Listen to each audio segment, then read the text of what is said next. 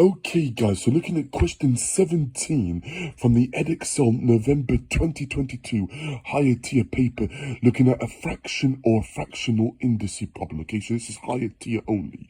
We're asked to work out what is or evaluate 8/27ths to the power of 4/3. Now this is a fractional indices. What does this mean? Well, the root of my denominator, okay, sorry, I'll say that again, sorry, yeah. The denominator tells me what root I take, and the numerator means what power I raise it to after I've taken my root. So I'm taking the cube root of this fraction, i.e. the third root, and I'm going to raise it to the power of 4. So I'm going to have as follows. I'm going to have the cube root, okay, of 8/27ths, okay, which is going to be the cube root of 8 over the cube root of 27.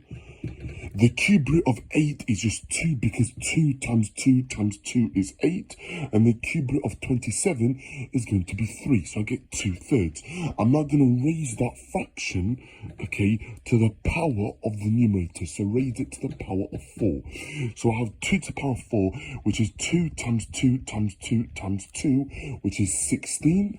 And then I have 3 to the power of 4, which is 3 times 3 times 3 times 3, which is going to be 81.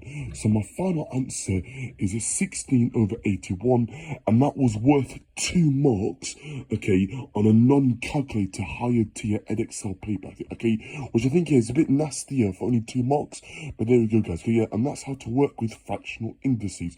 So we take the root of the bottom of my fraction, and then we raise it to the power of the top of my fraction. So we do the cube root of the fraction, and then we raise that to the power of 4, okay? And that's indices, or fractional indices, summarized, okay, in just under 2 minutes, okay? Thanks for watching. Take care. All the best.